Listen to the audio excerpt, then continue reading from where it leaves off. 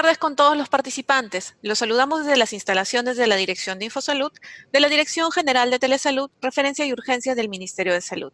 Empezaremos la telecapacitación programada para el día de hoy, miércoles 16 de octubre, a cargo del Servicio de Neurocirugía del Instituto Nacional de Salud del Niño.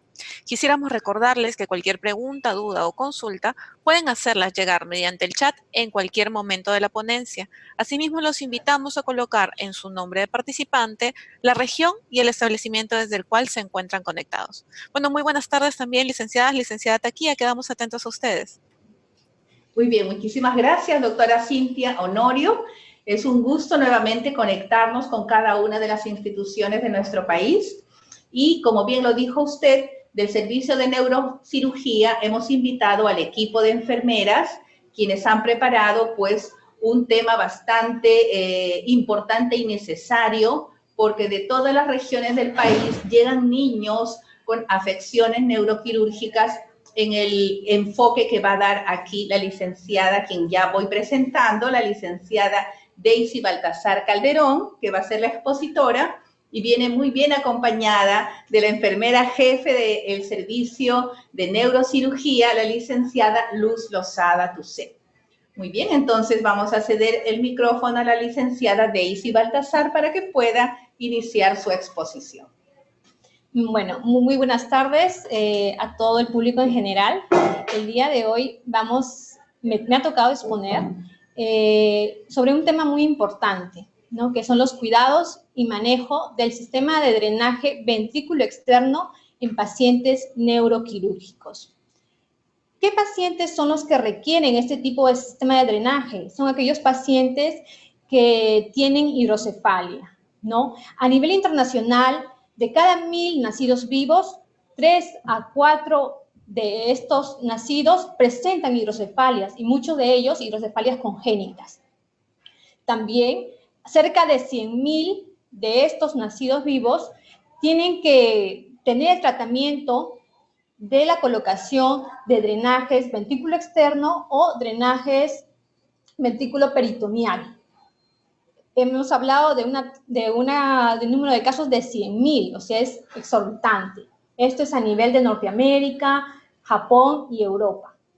Aquí en el Instituto Nacional de Salud del Niño, según el análisis situacional del año 2016, cerca de 218 niños ingresan a sala de operaciones para recibir ese tratamiento, ya sea una válvula peritoneal o en todo caso un drenaje ventricular externo. Continuando, vamos a hablar un poco acerca de lo que es la hidrocefalia, ¿no? La hidrocefalia viene a ser la acumulación de líquido cefalorraquídeo dentro de los ventrículos del cerebro. Se puede producir por diferentes causas. Primero, puede ser por la obstrucción del drenaje del líquido cefalorraquídeo. Segundo, puede haber fallas en la absorción a través de las vellosidades aracnoideas. O tercero, que es raramente debido a una producción excesiva de líquido cefalorraquídeo por parte de un plexo coroideo patológico. Hay que saber también que el líquido cefalorraquídeo se produce en estos plexos coroideos. El exceso del volumen de este líquido cefalorraquídeo va a dilatar los ventrículos. Por lo tanto, genera la elevación de la presión intracraneal, que va a dar lugar a las manifestaciones clínicas de la hidrocefalia. ¿Y cuáles son estas manifestaciones clínicas? Son varias, entre tantas tenemos, primero, el aumento rápido del tamaño de la cabeza. Como podemos ver en la imagen, este pequeño tiene la cabeza aumentada de tamaño, ¿no? La fontanela, ¿cómo se va a encontrar? Va a estar abombada, tensa.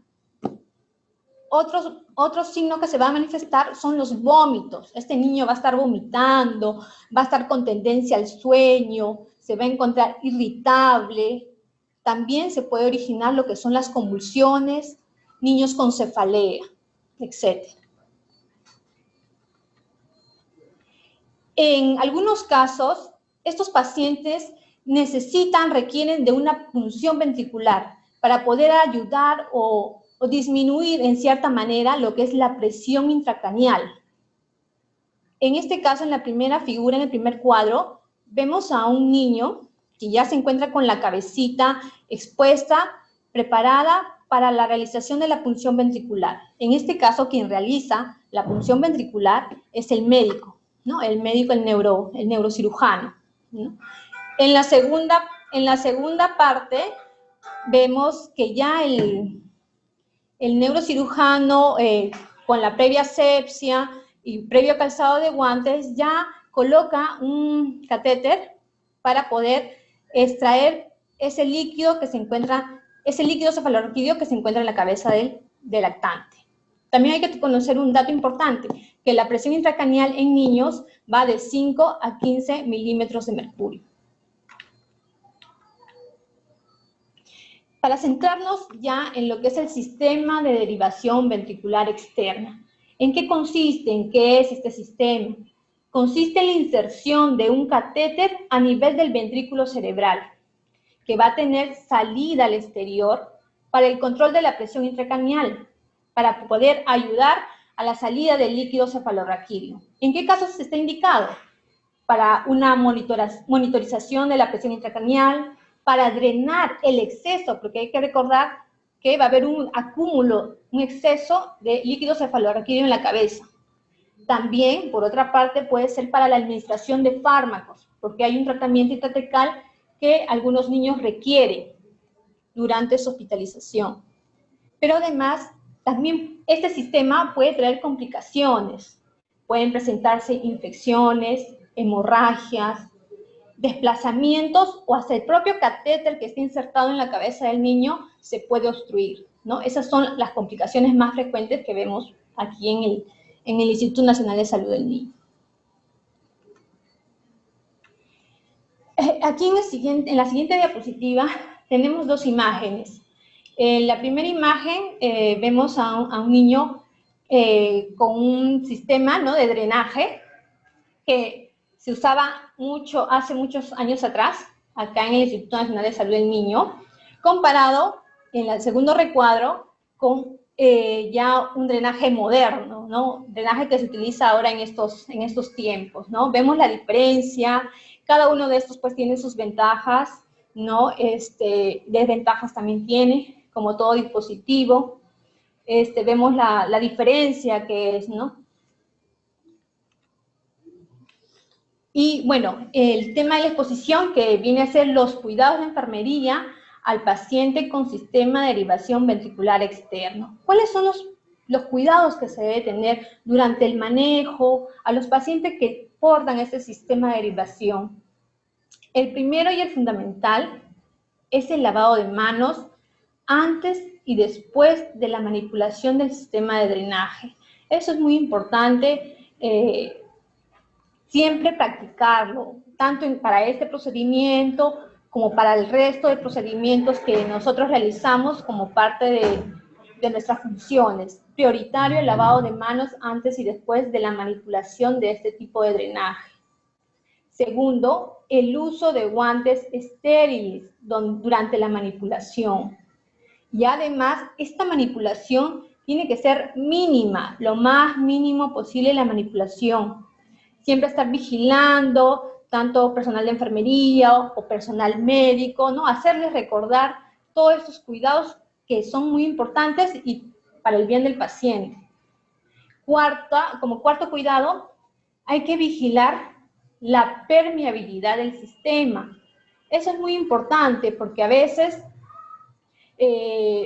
tenemos que estar viendo que todo el sistema no esté acodado, se puede doblar, con la sábana se puede enredar, ¿no? Y eso no va a permitir que este sistema esté funcionando operativamente, ¿no? O también puede haber quizás, si el líquido tiene rasgos hemáticos, puede por ahí ver un poco de sangrado que puede obstruir y así no va a permitir la permeabilidad de este sistema.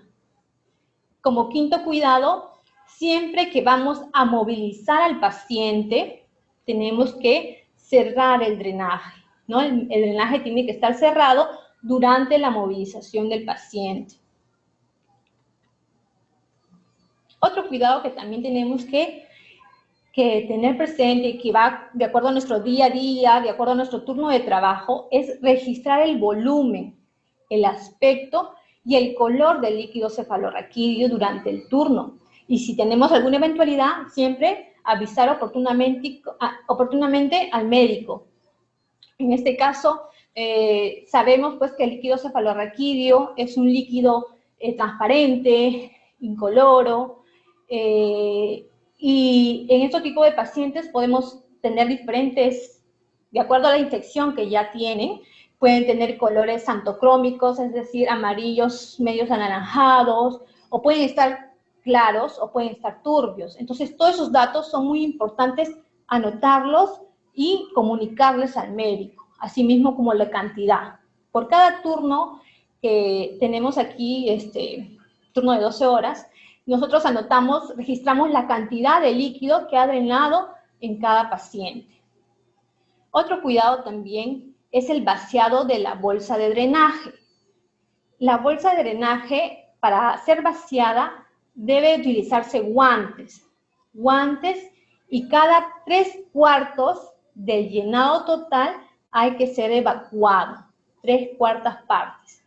La bolsa de drenaje es, como vemos en la figura, es la parte última, donde se encuentra el líquido, en este caso es un líquido xantocrómico, y esa es la bolsa de drenaje. Entonces, cada 3/4 tenemos que vaciar, evacuar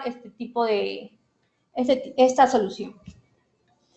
Otro cuidado que debemos tener es que el traslado del paciente debe hacerse en forma tal que se evite traccionar, mover, rotar mucho el drenaje, ¿no? Y como mencioné anteriormente, hay que mantenerlo cerrado hasta el momento de colocar al paciente en su cama. Eso es muy importante porque a veces podemos provocar un sobredrenaje, puede drenar mucho y eso es una complicación para el paciente que puede terminar en una hemorragia, ¿no? Y complicamos, en vez de ayudar al paciente, lo complicamos y alargamos mucho más su estadía en el hospital. También, y esto es muy importante para estos pacientes con drenaje externo, como para todos los pacientes con afecciones neurológicas, es vigilar la parte neurológica estricta. Nosotros manejamos acá lo que es la escala como de Glasgow. Vemos si el paciente está despierto, tiene la somnolencia, está soporoso, si está irritable, ¿no? Todos estos signos y síntomas nos ayudan mucho para poder hacer nuestra valoración a nuestros pacientes y evitar así las complicaciones, ¿no? Y actuar en el momento oportuno. Y como último cuidado que también es, acá cuidamos a niños y por lo tanto también es importante tener el apoyo o involucrar a la familia. Por lo tanto, también es importante educar a la familia respecto al cuidado de este drenaje y la movilización del paciente, ¿no? Porque a veces los papás quieren cargarlo, pero al moverlos ya pueden estar doblando el drenaje. Entonces, siempre hay que educarlos constantemente para evitar colapsos ventriculares, ¿no? Por cambios bruscos de presión o quizás desconexiones, ¿no? Que perjudican al final al niño. Bueno, ya un poco aparte, un procedimiento que hacemos también en el servicio, que lo realiza el médico, ¿no? Pero con apoyo del personal de enfermería, es la toma de muestra del líquido cefalorraquídeo. En el primer cuadro vemos, ¿no? Que hay algunas observaciones. Uno, la vestimenta, ¿no? Que es la manera incorrecta. Acá es importante lo que es la bioseguridad, ¿no? Mantener todas las normas de bioseguridad, la asepsia, colocarse el mandil, la gorra, la mascarilla. En el segundo cuadrado, en la segunda figura vemos, ¿no? La manera correcta de cómo se realiza la toma de muestra del líquido cefalorraquídeo. Aquí en el servicio de neurocirugía de la institución se toman la muestra cada semana se toman estas muestras. A continuación vemos cómo es el procedimiento, ¿no? Para la toma de muestra del líquido cefalorraquídeo. Como lo vuelvo a recalcar, siempre hay que tener en cuenta lo que es la bioseguridad, tanto del personal médico, personal profesional de enfermería, que apoya, ¿no? para este procedimiento. siempre el calzado de guantes estériles, protegernos con el mandil, mandilones, las gorras, las mascarillas, la asepsia en el segundo cuadro. Ya en el tercer cuadro ya el médico está a nivel de la llavecita, de una llavecita de triple vía que es parte del sistema de drenaje externo, que también se hace su limpieza profunda.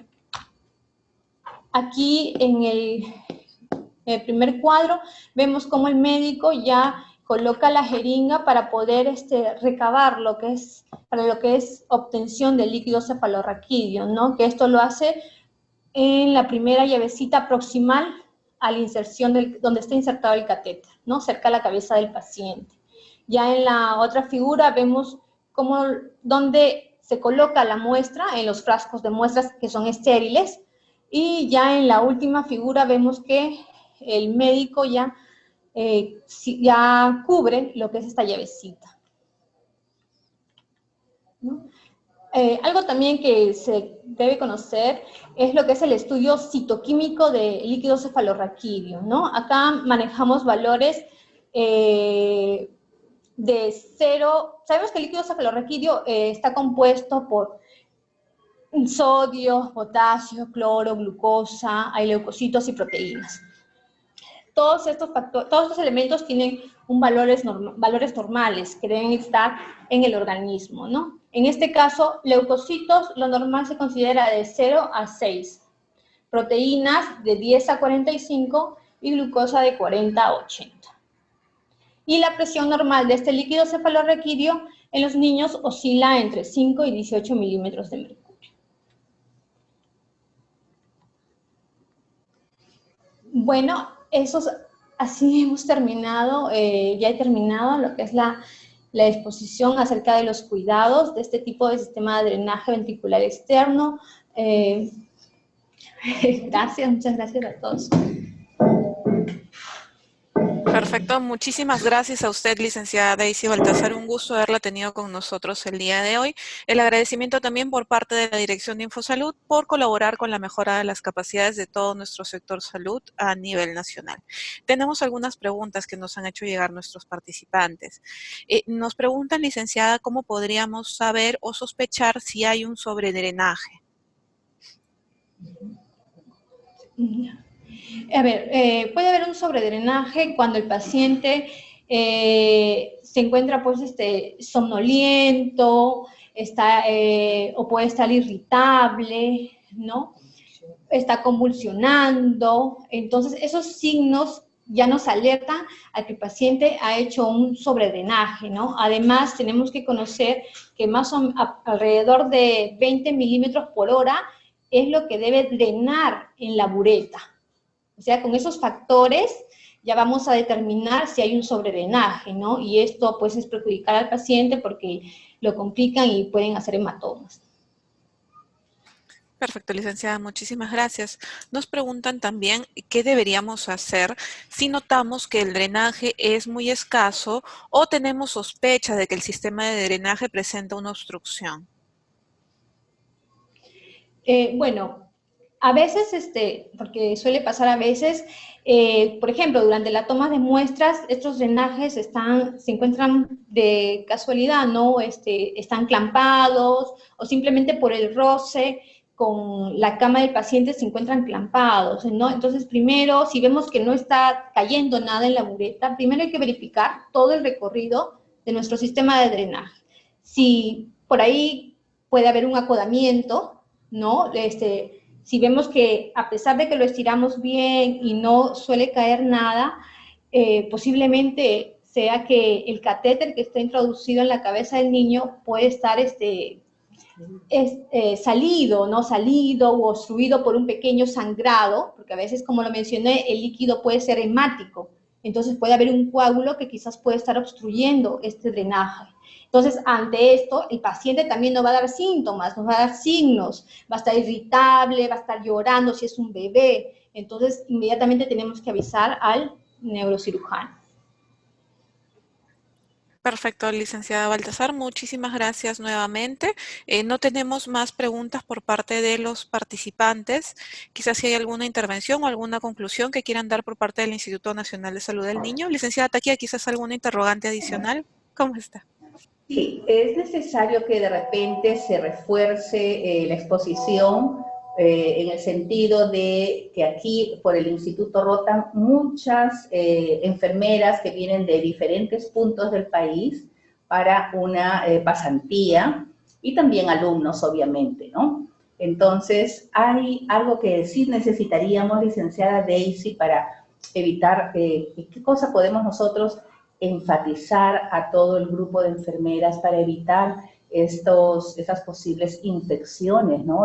O complicaciones con este manejo del equipo? Bueno, para todo cuidado de enfermería, para cualquier paciente con diferente diagnóstico, siempre es prioritario y fundamental el lavado de manos, ¿no? Eso es muy importante, el lavado de manos y verificar que todo el personal que nos acompañe también cumpla con este lavado de manos, porque ahí disminuimos lo que son el riesgo de las infecciones, evitando alargar la estancia hospitalaria de nuestros pacientes. Entonces, es fundamental el lavado de manos en todos los cuidados de enfermería que se dan.